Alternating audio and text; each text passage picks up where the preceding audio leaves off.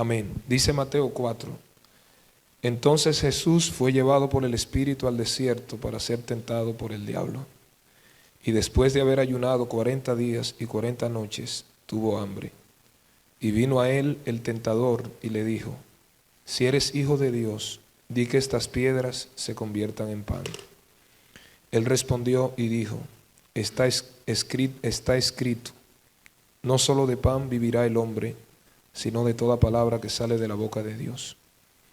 Entonces el diablo le llevó a la santa ciudad y le puso sobre el pináculo del templo y le dijo: si eres hijo de Dios, échate abajo, porque escrito está: a sus ángeles mandará cerca de ti, y en sus manos te sostendrán, para que no tropieces con tu pie en piedra.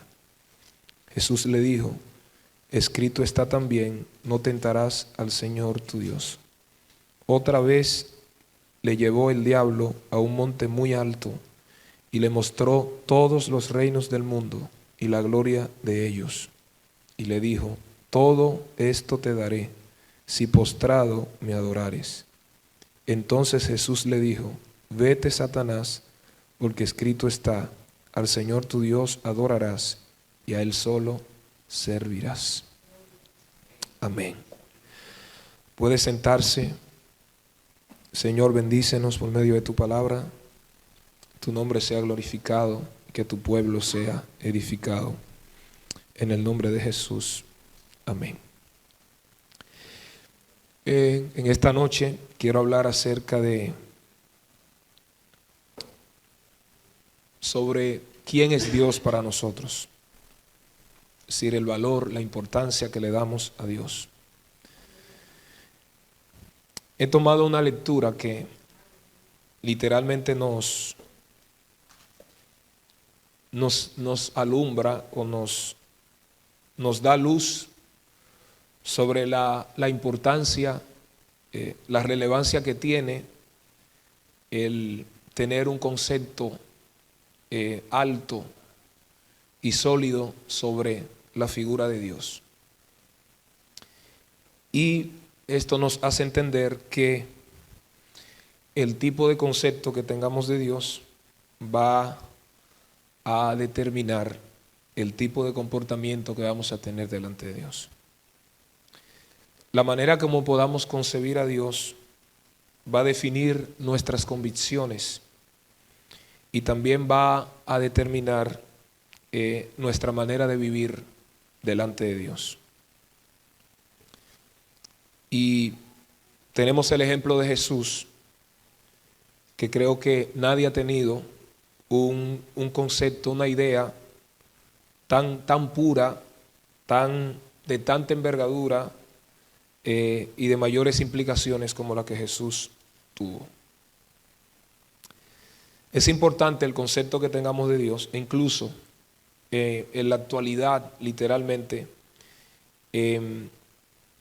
hay muchos problemas en torno literalmente a la concepción que se tiene de Dios.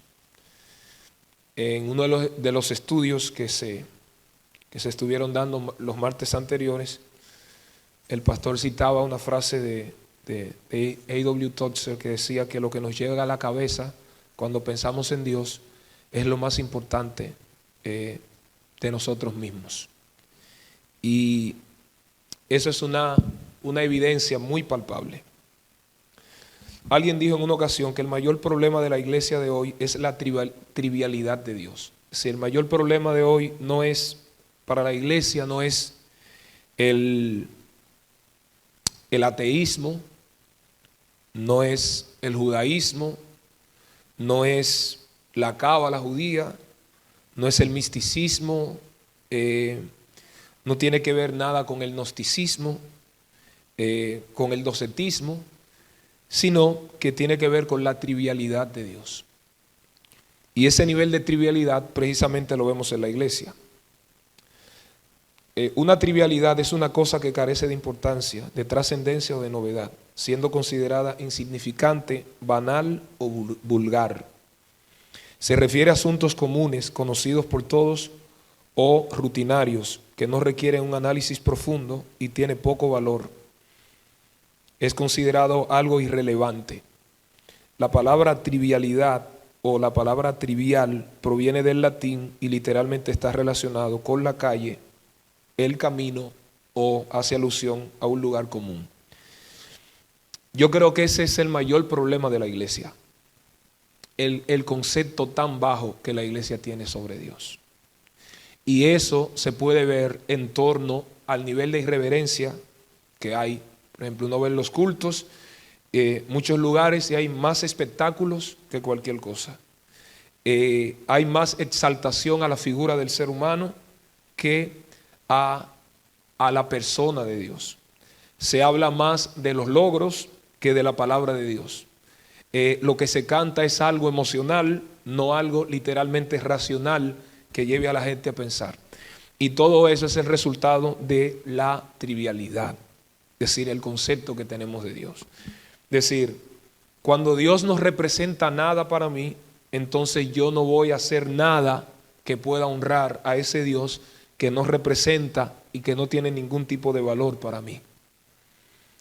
Hay un versículo que Jesús citó en Mateo 15, el verso 8 y el 9, citando al profeta Isaías 29:13, que dice: este pueblo de labios me honra, mas su corazón está lejos de mí. Pero Isaías dice: este pueblo de labios me honra y se acerca a mí con sus labios, pero su corazón está lejos de mí. Y el temor que tienen de mí no es más que un mandamiento de hombres que les ha sido enseñado. Precisamente, si no enseñamos, si lo que le enseñamos a la gente o si lo que se le enseña a la gente no es el conocimiento del Dios que se revela en la Biblia, entonces el concepto que la gente va a tener de Dios no será el concepto correcto, como Dios ha revelado. En la Biblia podemos ver, por ejemplo, los atributos de Dios. Si algo es cardinal en la Biblia, tiene que ver con los atributos de Dios. Dios es eterno, Dios es trascendente, Él es inmanente, Él es soberano, Él es todopoderoso, es omnisciente, Dios es eterno.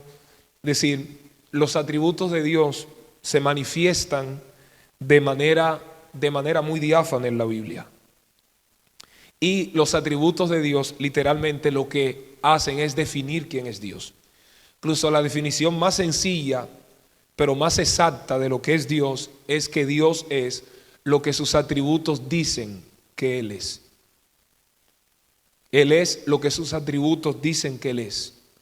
Por eso cuando el salmista en el Salmo 19 define a la palabra de Dios, que revela a Dios en esencia, precisamente dice que el testimonio de Jehová es fiel, que hace sabio al sencillo, los mandamientos de Dios son rectos, el precepto de Dios es puro. Es decir, literalmente esa palabra se le da el mismo nivel que Dios porta, porque la palabra revela el carácter y la naturaleza de Dios. Entonces no puede haber una iglesia que tenga un concepto correcto de Dios si lo que ha aprendido no es algo que sea correcto en torno a Dios. Por eso, si lo que se le está enseñando a la iglesia tiene que ver, o si lo que se le enseña a la iglesia tiene que ver con doctrinas humanas, entonces el concepto que la gente va a tener de Dios será un concepto trivial. Por eso, lo que nos llega a la mente cuando pensamos en Dios es lo más relevante y lo más importante, porque eso va a marcar, eso va a implantar una huella en nosotros. Esta lectura que hemos leído, precisamente podemos ver lo que le llegaba a Jesús cuando pensaba en Dios. Y podemos ver, por ejemplo, la tentación. Podemos ver cómo el maligno tienta a Jesús en diferentes áreas. Pero siempre la respuesta de Jesús tiene a Dios como centro. Escrito está. Y siempre el énfasis es el Señor. No solo de pan vivirá el hombre, sino de toda palabra que sale de la boca de Dios. Escrito está también: no tentarás al Señor tu Dios. Vete, Satanás, porque escrito está: al Señor tu Dios adorarás y a Él solo servirás. Es decir, lo que le llegó a Jesús a la mente a la hora de ser tentado, en la parte personal, cuando se quiso poner en tela de juicio su identidad, porque la tentación estuvo estructurada sobre si eres hijo de Dios. Satanás no tenía ninguna duda de que Jesús era el Hijo de Dios. pero yo quería sembrar la duda en Jesús. Si eres hijo de Dios, demuéstralo. Dame evidencias.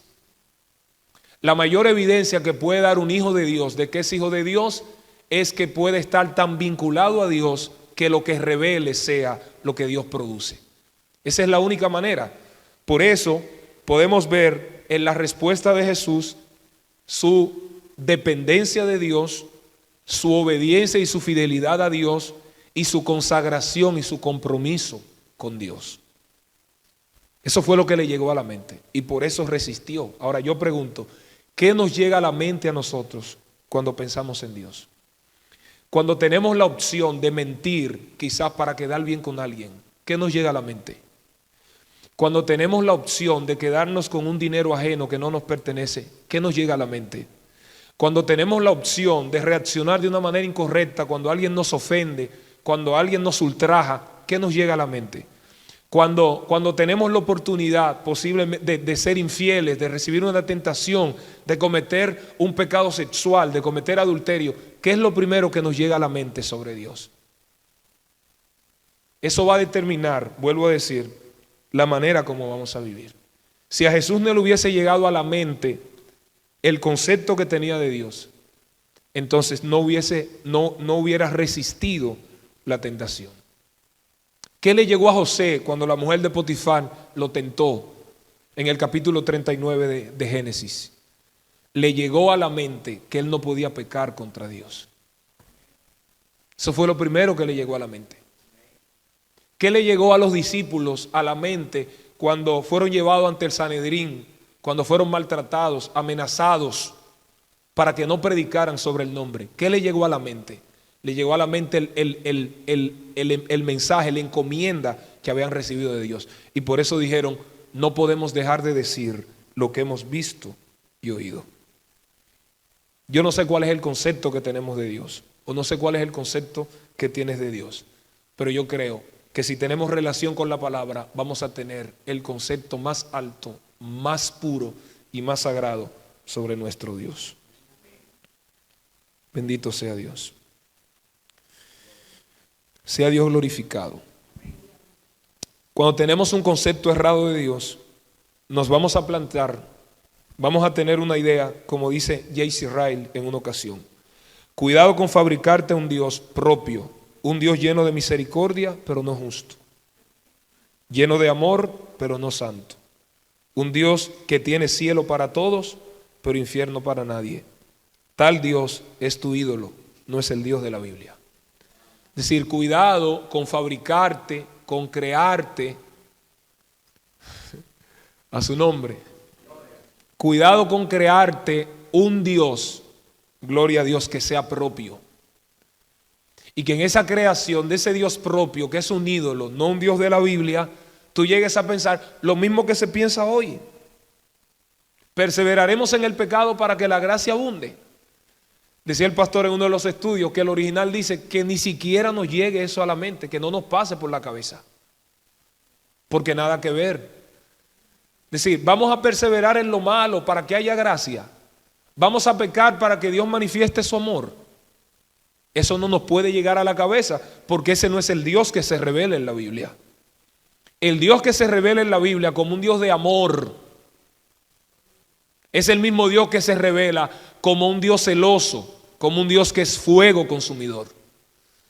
Ese mismo Dios que es un Dios compasivo es el mismo Dios que es un Dios justo. Ese mismo Dios que es perdonador es el mismo Dios que derrama juicio. Es interesante que la santidad y la ira de Dios están intrínsecamente ligadas. Y obviamente la ira de Dios es una ira santa. Y el propósito de la ira de Dios es llevarnos a reflexionar y que nos apartemos del pecado. Esa idea de entender que tenemos un Dios como que no ve, que no oye, que tolera todas las cosas, es parte del nivel de trivialidad que tenemos hoy. Por ejemplo, hay muchas personas que se exponen a ciertos contenidos en las redes sociales que son nocivos. Y yo quiero decirle a usted cuidadosamente que tenemos que tener cuidado a lo que le prestamos nuestros oídos. Tenemos que ser cuidadosos con aquello que nos alimenta o aquello que nos influye, porque lo que nosotros oigamos va a tener influencia sobre nosotros y puede hacer, como dice la Biblia, que perdamos y que se corrompan las buenas costumbres que hemos aprendido. Por ejemplo, escuchamos a alguien que dice que en la Biblia no hay ningún versículo que demuestre que la monogamia es sustentable. Palabra sencilla, la poligamia es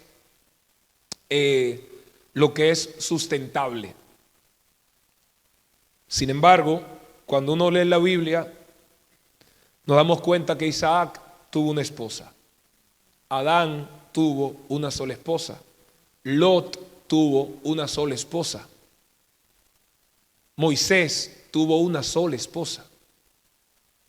Es decir, cuando usted ve la mayoría de los personajes de la Biblia, Pedro tuvo una sola esposa.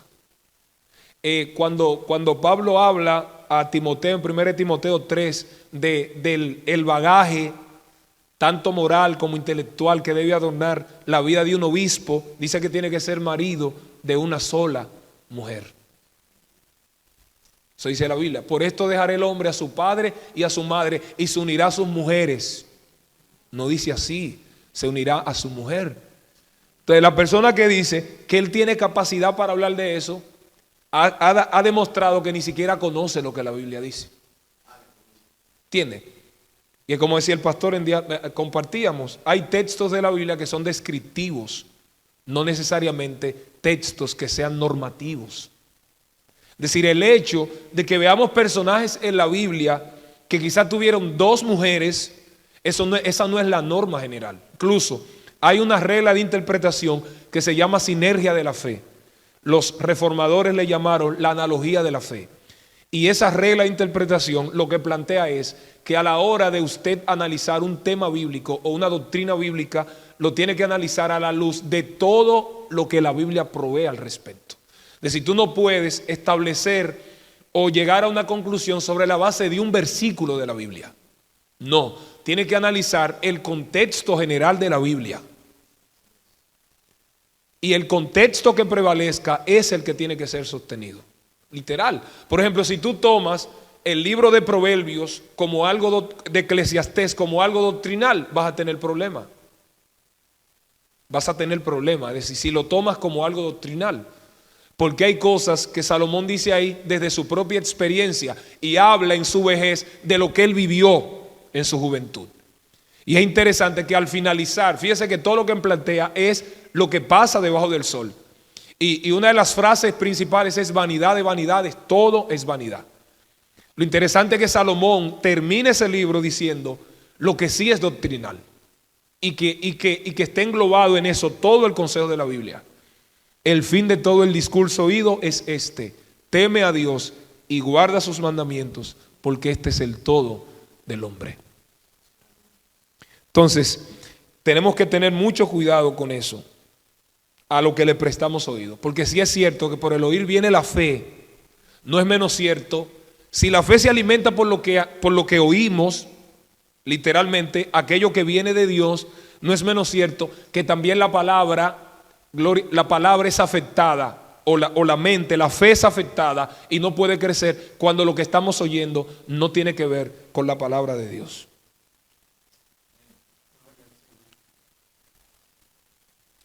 Señores, ¿quién es Dios para nosotros? Necesitamos conocer a Dios. Y Dios está interesado que su pueblo le conozca. No podemos adorar correctamente para servir correctamente y luego vivir correctamente a un Dios a quien no conocemos. Si yo no puedo servir a Dios de la manera que Él demanda, si yo no lo conozco.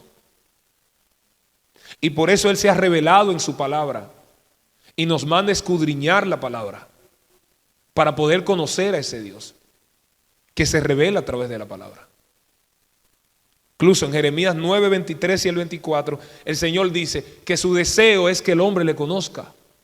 Y por eso dice que no se alabe el sabio en su sabiduría, ni en su valentía se alabe el valiente ni en sus riquezas se alabe el rico, mas alabe en esto el que de alabar, en conocerme y entenderme que yo soy Jehová, que hago juicio y justicia en la tierra, porque estas cosas quiero, dice Jehová. ¿Qué dijo Job después de la tentación, después de la prueba? De oídas te había oído, mas ahora mis ojos te ven. ¿Qué le pide Pablo a los efesios? ¿Por qué ora Pablo por los efesios en Efesios 1:17? Para que ellos conozcan a Dios, que puedan conocer a Dios. Podemos conocer sobre Dios sin conocer a Dios. Podemos tener información sobre Dios, pero no conocer quién es Dios. Yo puedo saber que Dios es santo, pero no vivir a la luz de la santidad de Dios. Yo puedo conocer que Dios castiga el pecado y corrige, lo demanda, que el pecado trae consecuencias, y vivir una vida pecaminosa. Yo puedo creer que Dios lo sabe todo, pero vivir una vida como que si Dios no supiera nada. Yo puedo creer que Dios esté en todos los lugares al mismo tiempo, pero hacer lo que me dé la gana en todos los lugares como que si Dios no estuviera por ahí. Yo puedo vivir con la conciencia o con la idea que tenía Jonás. Él decía que él era profeta de Dios, pero andaba huyendo de Dios y se había ido lejos de la presencia de Dios. Conocer a Dios tiene implicaciones. Es decir, conocer a Dios es algo más profundo que tener informaciones sobre Dios. Conocer a Dios implica tener una íntima e intrínseca relación con Él. Si conocer a Dios tiene que ver con esa relación, con esa intimidad que yo tenga con Él. En esa intimidad que tengamos con Dios, en esa intimidad en la cual Dios se nos va a revelar, es cuando usted y yo vamos a mostrar a ese Dios que se nos ha revelado en la intimidad. ¿Te recuerda cuando Moisés subió al monte, al Sinaí, para estar con Dios? Y dice el capítulo 34, versículo 27 al 29 de Éxodo, que él estuvo allí 40 días y 40 noches con Jehová. Piense lo que pasó en esos 40 días y en esas 40 noches cuando Moisés estaba con Dios. Piense lo que puede acontecer en la vida de un hombre cuando está con Dios, cuando está a solas con Dios, cuando está en la intimidad con Dios, cuando está lejos de los reflectores para encontrarse con Dios. Piense la sinergia que puede pasar cuando al hombre se le da la revelación de Dios. ¿Qué pasó con ese hombre que estaba estuvo 40 días? Que cuando venía bajando, la Biblia dice que la gente no le podía ver el rostro. Pero no solo que no le podían ver el rostro, ese hombre que bajó lleno de la gloria de Dios del monte, era el mismo hombre que la Biblia dice que era el más manso de todos los hombres en su época. Entonces es imposible estar con Dios y no llegar a parecerse a Dios, no llegar a revelar ese Dios en nuestro comportamiento. Es imposible tener una relación que sea saludable con Dios y no tener temor reverente hacia Dios. Es imposible conocer a Dios y no vivir para agradarlo y para honrarlo. Es imposible conocer a Dios y no vivir para su gloria. Es imposible conocer a Dios y que el pecado nos siga gobernando y nos siga controlando. Es imposible conocer a Dios y seguir teniendo vidas independientes, haciendo lo que nosotros querramos, lo que nosotros deseemos. Eso es imposible. Si hacemos lo que queramos, entonces no conocemos a Dios. ¿Usted recuerda cuando el Dios que es 3 veces santo se le reveló a Isaías, que se le expuso su pecaminosidad? Y dijo: me morí, porque siendo hombre de labios inmundos, mis ojos han visto al Señor Jehová. ¿Sabe lo que pasó? Que de ahí salió él siendo un profeta. Porque Dios le dijo: mi palabra santa no puede fluir de una boca inmunda y profana. Tú vas a ser mi profeta, pero primero yo tengo que circuncidar tu vocabulario. Y de ahí salió aquel que se le ha llamado el profeta mesiánico. Oye, ¿a qué nivel? Pero primero, esa revelación de Dios, ese temor reverente que se apoderó de Dios. Yo no sé si usted y yo temblamos delante de Dios. Pero Isaías 66:2 dice que Dios mirará a aquel que es pobre y humilde de espíritu y que tiembla ante su palabra. Es imposible conocer a Dios y seguir siendo igual. Decía J.C. Ryle que ningún pueblo se puede levantar por encima del concepto que tenga de Dios. Ningún pueblo puede levantarse por encima del concepto que tenga de su Dios. Lo que la Biblia enseña de Dios nos dice que le debemos tomar en serio. Y tenemos que tener mucho cuidado con estar trivializando a Dios. Toda la Biblia es el registro de muchos ejemplos y muchos personajes. Por ejemplo, ¿qué le llegó a la mente? ¿Cuál era el concepto que tenía Saúl de Dios? Tenía el peor concepto de Dios. Tenía un concepto tan bajo y tan pobre de Dios que llegó a entender que él podía honrar a Dios desobedeciendo a Dios. Dios lo mandó a Amalek y él dijo, yo voy a obedecer a medias. Yo voy a acabar con todo, pero voy a dejar al rey y voy a dejar los animales más robustos, más gordos. Oiga, ¿para qué? Para sacrificarlo. La propia ley mosaica decía que al altar no se podía llevar corbán. Es decir, corbán era una ofrenda que era acercada al altar. No se podía llevar una ofrenda, un corbán que fuera producto de un crimen o de un robo. Y desobedecer a Dios es un crimen a nivel espiritual. Este hombre desobedece a Dios, deja al rey, al principal de esa gente y deja a los animales más gordos. Pero Dios no le dijo a él que dejara a nadie vivo. Dios no le dijo que de lo que él encontrara en Amalek, que le llevara sacrificio y lo sacrificara. Nada de eso. Cuando el profeta lo confronta, le dice, ya yo cumplí. Se pone adelante. Y ese bramido de vacas y de bueyes, el pueblo fue que me dijo. ¿Y para qué trajeron eso? Nos lo traímos para sacrificarlo a Jehová. Y a Saúl le dicen que Dios se agrada de la obediencia más que de los sacrificios. Oiga bien, la obediencia siempre implica sacrificio, pero no todos los sacrificios son evidencia de obediencia. La obediencia a medias es desobediencia. El concepto que tenía Saúl de Dios lo llevó a hacer eso. ¿Qué concepto tenía Caín de Dios? Que Dios era cualquier cosa. Por eso cuando la Biblia habla de su ofrenda dice que él dio una ofrenda. Una ofrenda. Cuando Juan habla de Caín dice que él era del maligno. Entonces alguien que es del maligno a la hora de ofrendar o ofrendarse no puede honrar a Dios, porque su naturaleza es contraria a la naturaleza de ese Dios a quien le está dando ofrenda. ¿Qué concepto tenía Giesi, el criado de Eliseo, sobre Dios? El peor. Llegó hasta mentir para tener beneficios materiales. Y cuando lo confrontan, dice que él no se ha movido de ahí cuando le preguntaron. Cuando se le da la oportunidad de que asuma responsabilidad, dice, ni siquiera me he movido. Y le dijo el profeta, ¿y no estaba mi corazón allí cuando bajó el varón y te dio lo que pediste? Es tiempo de andar buscando vestido. La lepra de Naamán se te va a pegar a ti y a tu descendencia. ¿Cuál era el concepto de Acán sobre Dios? ¿Qué era lo que le llegaba a la mente sobre Dios? Que Dios no sabía lo que él iba a hacer y que no iba a tener consecuencias, que nadie lo iba a saber. Y por eso Dios, dando órdenes estrictas que no tomaran del anatema, él tomó un manto babilónico y un lingote de oro y lo escondió en su tienda. ¿Cuál era el concepto de Usa? Cuando vio que el arca, que la llevaban en carretas, violentando el orden que Dios había establecido, que era por levitas y en los hombros.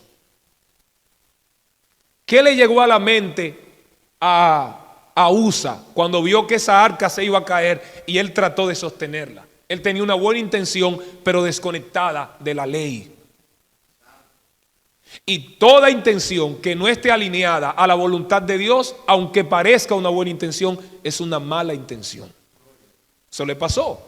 Fue a sostenerla y Dios lo mató, porque violentó la ley. Bendito Dios.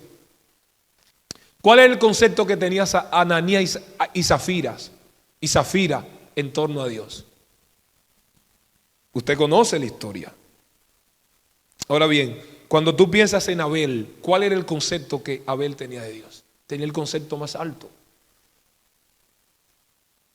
Por eso la Biblia dice que cuando Abel dio ofrenda, dice que dio lo primero y lo más gordo. Es decir, Dios, el concepto que tenía de Abel de Dios era tan alto, pero tan grande, que él decía: como Dios es lo mejor para mí, yo tengo que darle lo mejor. Como Dios es la prioridad en mi vida, yo le tengo que dar lo primero. Y por eso la ofrenda de Abel fue acepta y fue agradable. Pero todo eso tiene que ver en base al concepto que tenemos de Dios.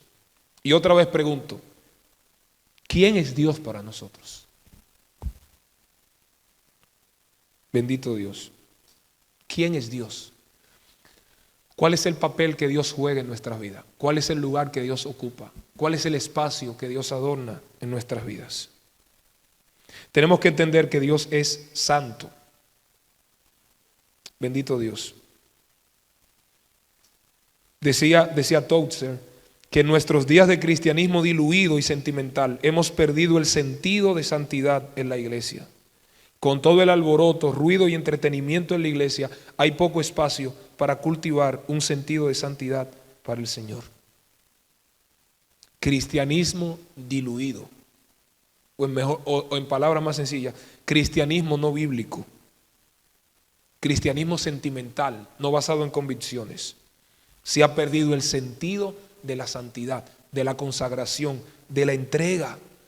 Decía alguien que la iglesia de hoy está haciendo cristianos mundanos decentes y no cristianos comprometidos. Esa es la realidad. Lo que la iglesia de hoy está creando es a mundanos que son decentes, no a cristianos comprometidos. Lo que diferencia a un miembro de una iglesia, a un cristiano de los que no son cristianos, es su nivel de compromiso. Bendito Dios. Si llegamos a entender la revelación de santidad como lo hizo Isaías, entenderemos nuestra inmensa pecaminosidad. Él es absolutamente santo, con una plenitud incomprensible e infinita pureza que es incapaz de ser distinta a como es. Porque Él es santo, sus atributos también son santos. Dice la Biblia que Dios no puede ser tentado, porque Él es santo. Dice la Biblia que en Él no hay sombra de variación, que Él no puede negarse a sí mismo, porque Él es santo. Dios es santo y ha hecho la santidad como la condición moral necesaria para la salud de cada creyente, de cada persona. Todo lo que sea contrario a su santidad se halla bajo su eterno desagrado. Bendito Dios. Y vuelvo a decir, la santidad y la ira de Dios están intrínsecamente ligadas. La ira de Dios se revela desde el cielo contra toda impiedad e injusticia de los hombres que detienen con injusticia la verdad. Bendito Dios. No tentarás al Señor tu Dios, le dijo Jesús a Satanás. No tentarás al Señor tu Dios. El conocimiento de Dios no consiste en una vana especulación, sino en la adoración reverente que nace del temor santo y del amor filial, porque conocer a Dios verdaderamente es ser transformado por Él, decía Calvino. Bendito Dios. Tenemos que entender y comprender que Dios es un Dios santo y exige que nosotros seamos santos. Llevemos una vida consagrada delante de Dios. No tentarás al Señor tu Dios. Al Señor tu Dios adorarás y a Él solo servirás. Es decir, Él es hasta tu Dios. Bendito Dios. Solamente Él es digno de ser adorado. Dios no solamente es santo, Dios es digno de adoración. Y sabemos que adoración es un estilo de vida. Yo adoro a Dios. La mejor manera de adorar a Dios es sobre la base de la manera como nosotros vivimos. No solamente se adora cuando se canta, no solamente se adora cuando se predica, no solamente se adora cuando se ofrenda, no solamente se adora cuando se ora. También se adora en la manera como se piensa, la manera como se habla, cómo se decide, cómo uno actúa. También se adora en torno a los planes que uno se plantea, cercano, mediano y lejano plazo. Bendito Dios. Un verdadero adorador lo es en todo momento, en todo lugar, con su corazón, mente y voluntad, no solo cuando entona un himno. En todo momento, en todo lugar, con su mente, con su corazón. Incluso la palabra adoración, precisamente en el griego hay dos palabras, la palabra proskuneo y la palabra latreo. Proskuneo literalmente significa hacer reverencia y dar obediencia. De pros, que es hacia, y cuneo, que es besar. Besar hacia, denotando postrarse, inclinarse hacia, o besar la mano en señal de homenaje, profundo respeto o acción hacia Dios. Es decir, fíjese que adoración es dar obediencia, hacer reverencia y dar obediencia. Bendito Dios. Dar obediencia, es decir, yo adoro a Dios cuando yo le obedezco. Jesús dijo, si me aman, guarden mis mandamientos. Latreo habla de dar servicio y rendir homenaje. Puede considerarse como el reconocimiento directo de Dios, de su naturaleza, atributos, caminos y demandas.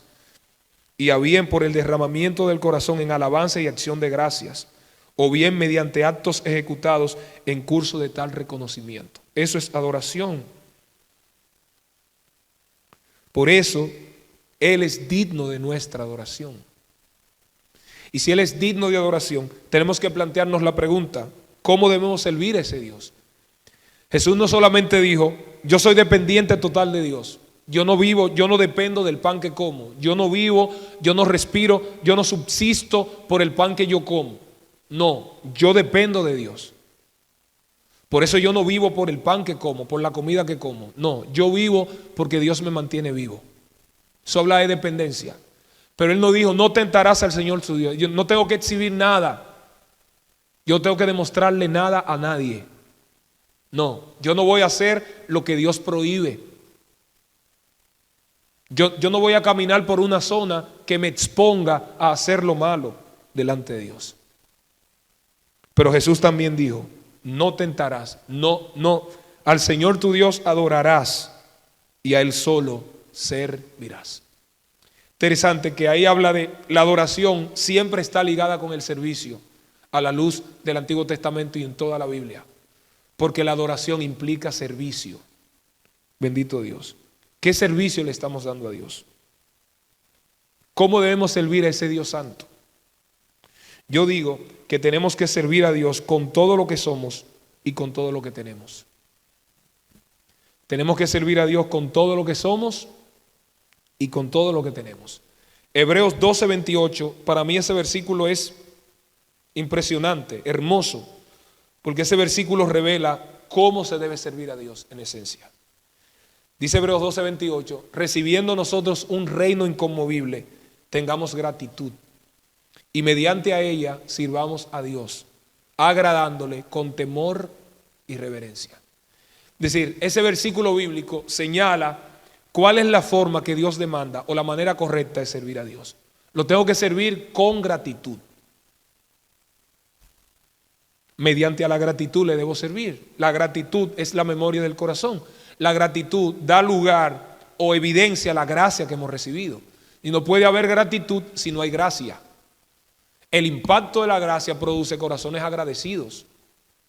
Las personas que han sido tocadas, marcadas por la gracia, van a ser agradecidos y van a vivir a la luz de esa gracia que le produjo ese agradecimiento.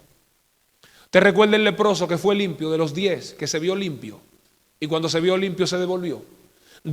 Así como él gritó y lloró, gritó y voceó, alzó la voz en alta voz para que Cristo lo sanara. Cuando él regresó sano, venía con la misma intensidad, gritando de la misma manera, en alta voz, alabando a Dios, como lo hizo cuando no había recibido el milagro. Eso es gratitud. Por eso Jesús dijo, no fue en 10 lo que limpié. ¿Dónde están los 9? ¿Dónde están los 9 que faltan? Entonces tenemos que servir a Dios con gratitud. Si hay gratitud, le vamos a servir con temor y con reverencia. Temor y reverencia. Tenemos que servirle con todo lo que somos y con todo lo que tenemos. Porque si no le servimos con todo lo que somos, tampoco le vamos a servir, no le vamos a honrar con lo que tenemos. Si Dios no es dueño de tu vida, no será dueño de lo que tú posees. No será dueño de tu tiempo, de tu dinero, de tus talentos, de tus habilidades, de tu familia, de tu empresa. No va a ser dueño de nada porque no es dueño de tu vida. Y lo que a Dios le interesa de ti es tu vida. Es tu vida. Por eso cuando la Biblia habla de la ofrenda de Caín y de Abel, valga la redundancia, dice que antes de Dios ver la ofrenda de ellos, primero los vio a ellos. Por eso dice, vio Dios a Abel y a su ofrenda. Vio a Caín y a su ofrenda. Es que si el ofrendante no sirve, la ofrenda tampoco sirve. Si la vida del predicador no sirve, la prédica que dé tampoco va a servir.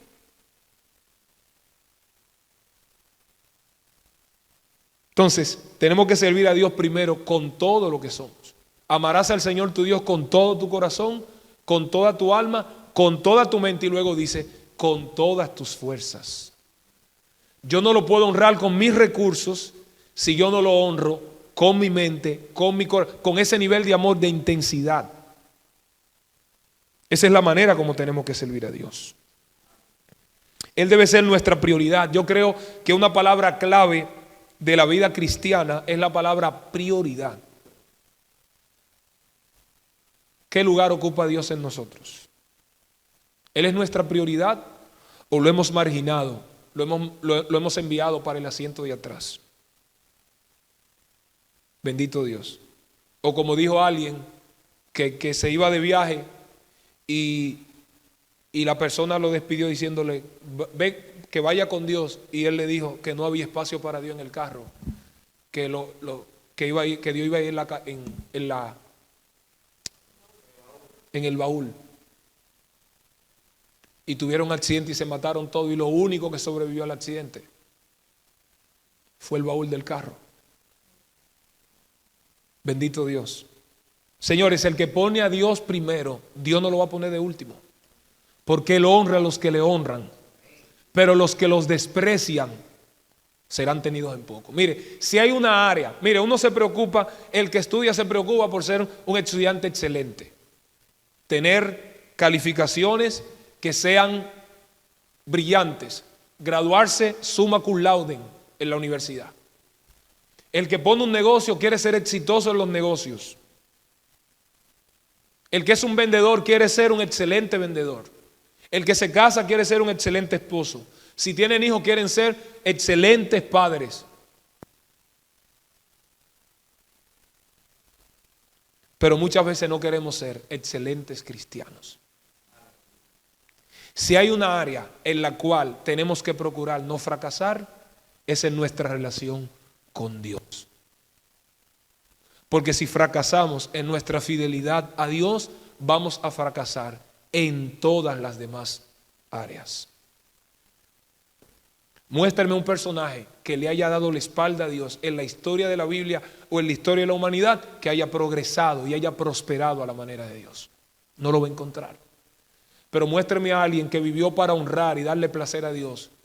Muéstreme a alguien que haya vivido de esa manera y que haya fracasado a la manera de Dios. ¿En verdad estamos comprometidos con Cristo? ¿Cuál es tu prioridad?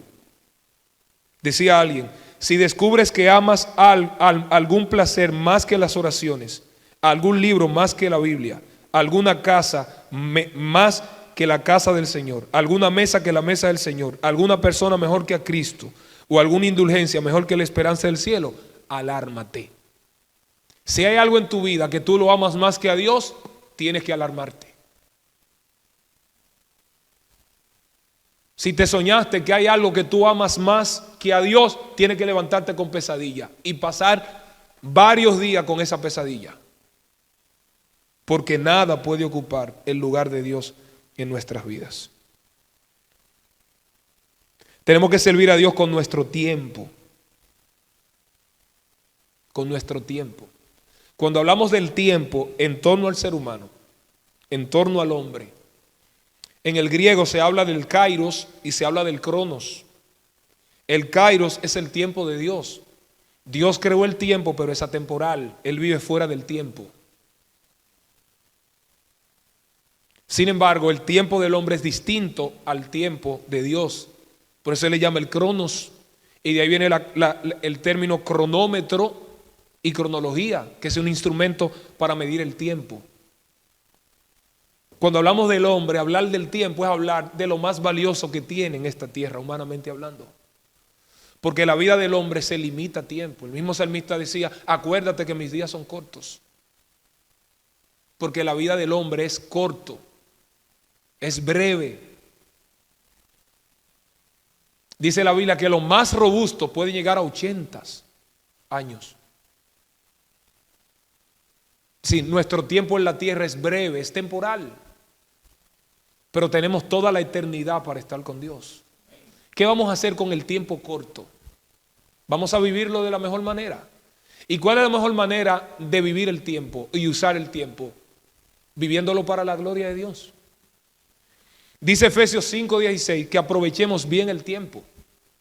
Y dice Colosenses 4:5 que tenemos que redimir el tiempo.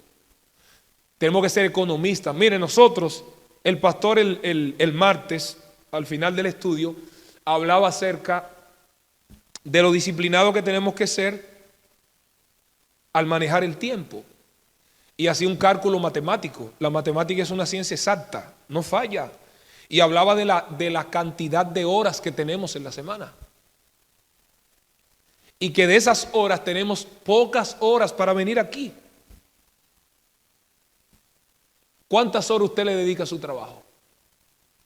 ¿Cuántas horas usted le dedica a la limpieza de su casa? ¿Cuántas horas usted le dedica al Facebook? ¿Cuántas horas usted le dedica para hablar con un amigo? ¿Cuántas horas le dedica al mall? ¿Cuántas horas en verano le dedica a la playa? Pero ¿cuántas horas le dedicas a Dios? El problema no es que no tenemos tiempo. Las mismas 24 horas que tiene su día son las mismas que tiene el mío. El problema no es que no tenemos tiempo, es que despilfarramos el tiempo. Y la Biblia nos aconseja que tenemos que usar bien el tiempo. Napoleón Bonaparte decía que cada hora perdida en la etapa de la juventud es una probabilidad de desgracia en el porvenir. Cuando perdemos el tiempo, mire, no hay tiempo para perder el tiempo, porque nuestro tiempo en la tierra es corto.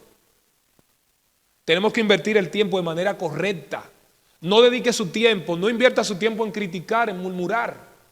No dedique su tiempo para ver pornografía, para ver pelea, para andar montado por ahí en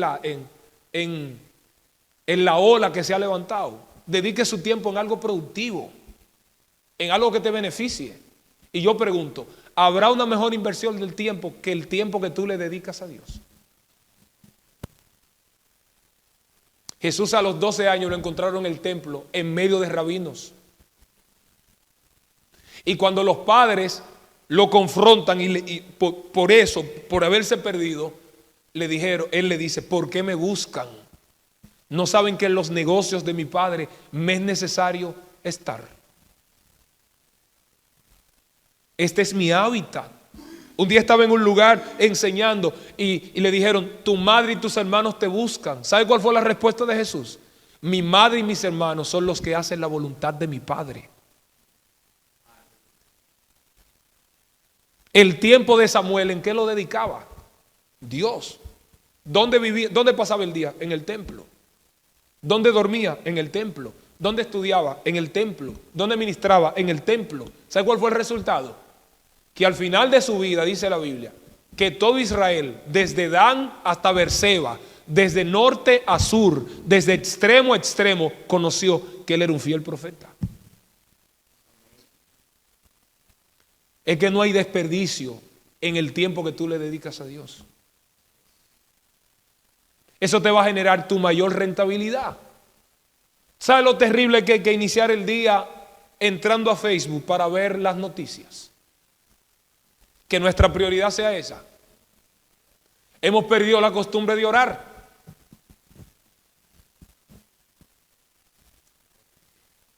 El que empieza su día en comunión con Dios, así mismo se desarrolla su día. Esa es la base, ese es el fundamento, es la plataforma. Cuando tú le dedicas tiempo a Dios, tú no le estás dando tiempo solamente, tú le estás dando tu vida. Cuando tú le das una hora de tu tiempo a alguien, tú le estás dando más que dinero, porque el tiempo es más que oro. Se dice el tiempo eso, no, el tiempo es más que oro. El tiempo es vida. Porque cuando tú le das una hora de tu tiempo a una persona, tú le estás dando un pedazo de tu vida. Esa hora que tú le dedicaste a alguien, tú no la recuperas. En la vida tú puedes tener más dinero, pero nunca vas a tener más tiempo. Por eso Jesús dice que por más que nos afanemos, no vamos a poder añadir ni un codo a nuestra estatura.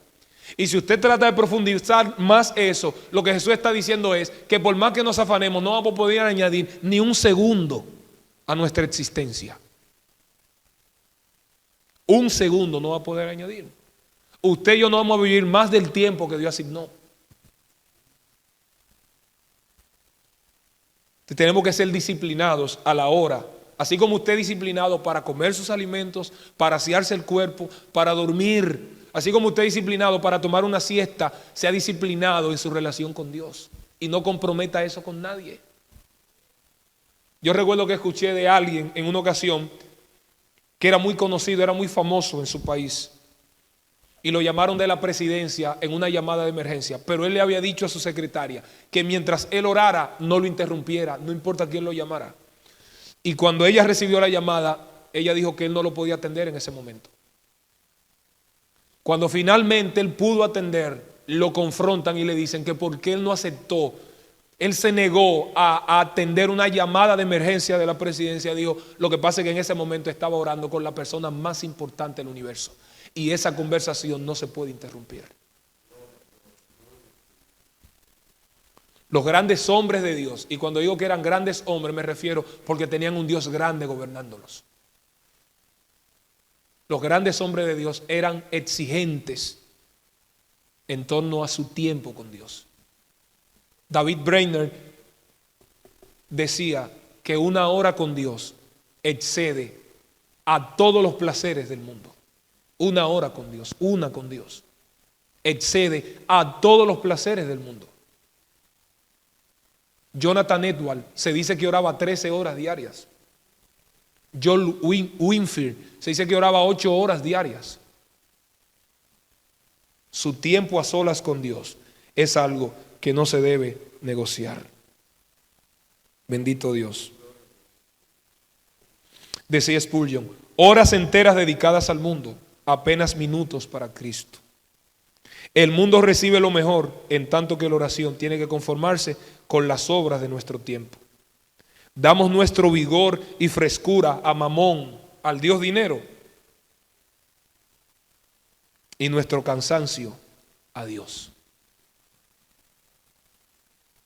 Horas enteras dedicadas al mundo, apenas minutos para Cristo, al que le debemos todo, incluyendo el tiempo. El mundo recibe lo mejor, en tanto que nuestra intimidad con Dios tiene que conformarse a las obras de nuestro tiempo. Damos nuestro vigor, nuestra fuerza y frescura a Mamón y nuestro cansancio a Dios. Podemos ir a trabajar aunque se nos esté reventando la cabeza, pero no podemos ir a un culto. No. En Dominicana puede estar cayendo un aguacero, un torrente de agua y nos vamos mojando, pero a la iglesia no podemos ir porque si nos cae el agua nos da fiebre. Al empleo podemos estar reventados. ¿Cuántas horas usted dura en el empleo? Desbaratado, y al otro día te levanta como que te dieron un saco de palo, como decía en Dominicana, y te va con todo el ánimo a trabajar porque te van a pagar, pero no puede venir a la iglesia porque está cansado. ¿Alguien bendice a Dios? ¿Estamos honrando a Dios con nuestro tiempo? Yo creo que debemos evaluar. Decía Moody, debemos ver el rostro de Dios cada mañana antes de ver el rostro de los hombres. Si tienes tantas cosas que hacer que no te queda tiempo para orar, créeme, tienes más cosas de las que Dios desea que tengas. Tenemos que ver el rostro de Dios cada mañana antes de ver el rostro de los hombres. Si tienes tantas cosas que hacer que no te queda tiempo para orar, créeme, tendrás más cosas, tienes más cosas que la que Dios desea que tú tengas. Decía Lutero, tengo tantas cosas que hacer que pasaré las primeras 3 horas orando.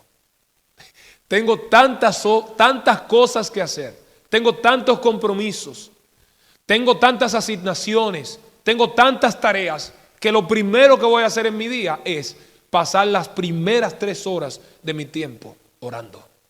Le voy a dar mi prioridad a Dios, le voy a dar mi primicia. ¿Tú sabes lo impresionante que es que tú digas, el culto a Dios es una cita con Dios? Voy a llegar a tiempo. ¿Alguien bendice a Jesús? Tenemos que tener tiempo para Dios. Si tú no tienes tiempo para Dios, entonces vas a tener muchas cosas que Dios no quiere que tú tengas. Necesitamos tiempo para Dios, tiempo para la palabra. Necesitamos tiempo para congregarnos.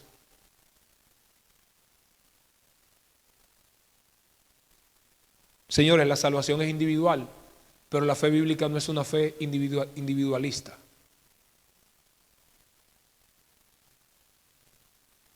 Es maravilloso cuando podemos reunirnos como hermanos a orar, a cantar, a alabar, a aprender en comunidad como el cuerpo de Cristo. Y que en esa medida que nos congregamos, todos como cuerpo somos edificados. Como dice el Salmo 133, mirad cuán bueno y cuán delicioso es. Hoy, en signo de admiración, mirad cuán bueno y cuán delicioso es habitar los hermanos juntos en armonía. ¿Qué pasa allí? ¿Por qué bueno? Es como el buen óleo sobre la cabeza, el cual desciende sobre la barba de Aarón y baja hasta el borde de sus vestiduras, como el rocío de Hermón que desciende sobre los montes de Sión, porque allí envía Jehová bendición y vida eterna. Jesús dijo que donde hayan 2 o 3 congregados en su nombre, ahí está Él. ¿Sabe que lo muy importante aquí no es las personas que estamos aquí, sino el Dios que está aquí en medio de nosotros? Por eso nuestro culto es bueno si Él está en medio de nosotros. El culto se da bueno si Él está en medio de nosotros. El culto se da bueno si salimos de aquí, aprendimos de Él y salimos de aquí con ese deseo insaciable de ser satisfechos por Él. No podemos ser personas. Es igual que hay gente que en la iglesia, en el momento de orar en comunidad, ellos oran de manera personal. La Biblia habla de oraciones que son privadas, pero también la Biblia habla de oraciones públicas. Si vamos a orar en comunidad, no podemos estar orando por una cosa y otro orando por otra. Tenemos que orar en comunidad para que seamos edificados. Mire, congregarse no necesariamente es una evidencia de una buena relación con Dios. Hay mucha gente que se congrega por compromiso con los hombres. Mucha gente que va a la iglesia porque quieren que los hombres vean que ellos van. Es decir, congregar no necesariamente es una evidencia de que se tiene una buena relación con Dios. Pero es imposible tener una buena relación con Dios y no congregarse. El orden de los factores no altera el producto, dice la aritmética, pero en el orden espiritual sí. Yo me puedo congregar y no tener una buena relación con Dios, pero es imposible que yo tenga una buena relación con Dios y no me congregue. Es imposible eso. Porque la Biblia lo dice, que no nos dejemos de congregar como muchos tienen por costumbre. Decía el salmista, una cosa he pedido a Jehová y esta buscaré, que esté yo todos los días en la casa de Jehová, para contemplar la hermosura de Jehová y para inquirir en su templo. Por eso usted y yo tenemos que administrar bien el tiempo, servir a Dios con nuestro tiempo. Vuelvo a decir, tiempo para orar, para estudiar la palabra, tiempo para congregarnos, tiempo para predicar, compartir el mensaje del Evangelio. Tenemos que servir a Dios con nuestros talentos, capacidad de liderazgo.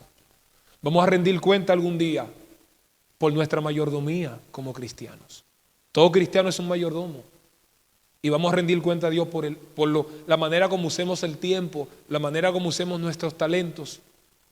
Pero también vamos a dar cuenta a Dios por el tipo de influencia que usted y yo transmitamos.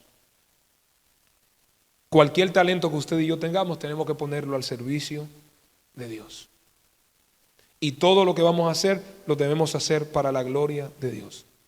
En Romanos 12, el verso 5 al 8, Pablo habla de 6 dones, habla de 7 dones.